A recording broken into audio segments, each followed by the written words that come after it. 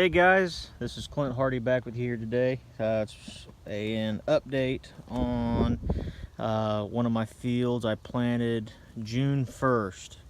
As you can tell, we have extremely uneven emergence. I was planting just on top of the moisture, and it was a little bit of a mistake. I was planting at about 1.5 inches. I should have been planting closer to 2 inches. These beans are, as you can tell here, and I'm trying to stay out of the wind. Here we got our first trifoliate on, if I can get out of the shadow. First trifoliate on some of these plants. So I think that puts us at V2 to V3. And these beans are really jumping up here in the last 3 days. They've grown about 4 inches in the last 3 days. We come over a couple inches and we are still at V2. We just had the cotyledon, the first set of leaves pop up, and we are here at V2 with the second set, or maybe that's V1. And you can still tell there's still beans here just now starting to come up. This bean may not make it, but it is, like I said, it's June 28th. This is my first pass cultivation. I did rotary hoe this field one time. I took some videos, but it's pretty poor quality, so I did not post those. As you can tell, since we have very uneven emergence, we have an extremely weedy field. There's a lot, I mean a lot of velvet leaf, Johnson grass that we're going to be contending with quite a bit, some crabgrass that the cultivator is doing a decent enough job taking out some of the smaller grasses. I hope you guys can hear me. I'll step out here in the wind. So here is some crabgrass that is taken out. It's leaving fairly clean rows. There are going to be weeds in the rows. Here you can tell this soybean plant is at, I think, R4, R3. So this plant is quite a bit further along, if I can get it in the picture. Quite a bit further along. This is where I would like all my bean plants to be, but they're not. So here's another soybean plant that is doing quite well, but look next to it. So extremely uneven emergence. Yield will be drastically hurt on this field. I'm going to put my back to the wind so maybe you'll be able to hear me a little bit better. It is cleaning the rows up pretty well. I made a few adjustments here and there on the depth of the cultivator. I'm running about 5 miles an hour, 4.5 to 5 miles an hour to get these rows cleaned up. As you go up the hill towards the road, there's the road over there, towards the roadside, you get more and more Johnson grass. I will more than likely come out here with a hand flame and flame the Johnson grass just to kind of keep it under control and hopefully eliminate most of it. Now here is I think that's a red root pigweed. If I can pull it out. Nope. It survived the cultivation. This is going to be this is not going to be a clean field whatsoever. I'd like to keep the weed pressure down as best as possible. Yeah, this is a red root pigweed. Another one right here in the row.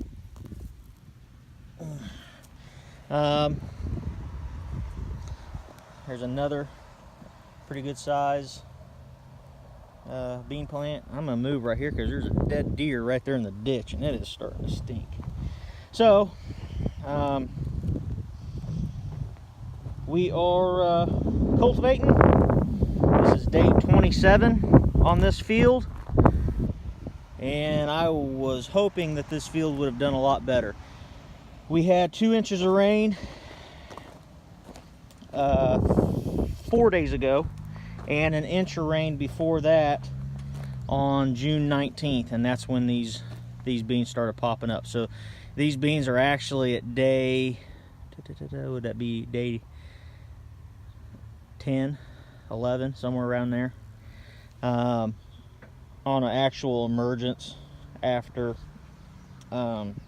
they actually came up. So this field, like I said, we don't deal with that much velvet leaf. It is just Johnson grass and velvet leaf, but we don't have morning glory. I'm sorry, morning glory is what I meant to say. We don't have that much morning glory on this field. The 55-acre field is still wet to cultivate, too wet to cultivate. We've got a little bit more rain over there, about another ½ inch, less than a quarter mile away. Yeah, so we're farming. We're keeping hopefully some of these weeds knocked down. So I'll take a couple videos of what we're doing here, but if you like what you see, please like and please subscribe to my channel, and we'll keep this thing going. All right, guys, hope you're all having a good one and trying to stay cool. We will see you guys later.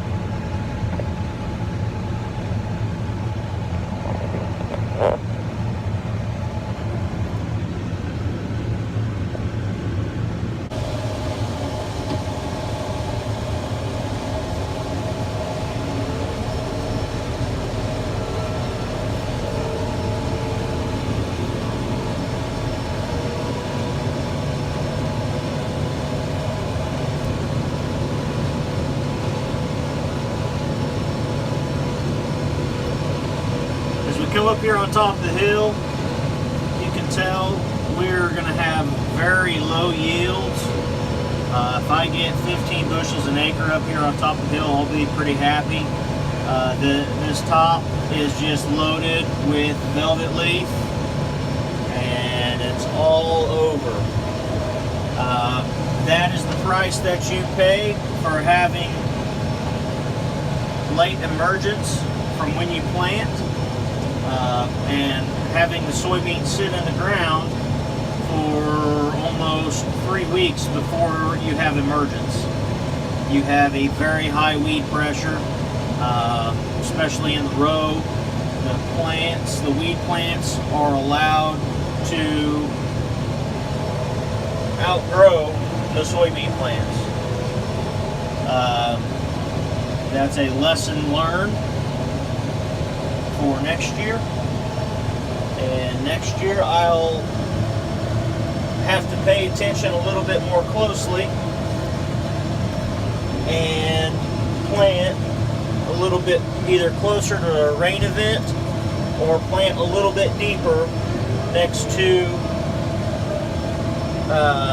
moisture, a little bit deeper. When I'm running my cultivator, what I'm looking for is the last pass of clean dirt. Then I skip a row, and then I put my front tire in the next row, and that centers the tractor up where it needs to be for a 6-row cultivator. And I use my hay fork center bracket I just try to get it as close to the center of the row as possible. I do hug the right side, the right half of the center, more so than the left, just because that's how my cultivator is set up to maintain proper row alignment. So, still going to have a very high weed pressure with velvet leaf. It's going to rob yield, it's going to rob moisture, but it does look like we are still going to have a soybean stand on this portion of the field. It's only about 2 acres that it is that bad on, but we'll deal with it just like what we deal with everything else when it comes to farming. You got to adapt and overcome. Alright guys, hope you're enjoying my video. Please like, please subscribe to my channel, and we will catch you guys later.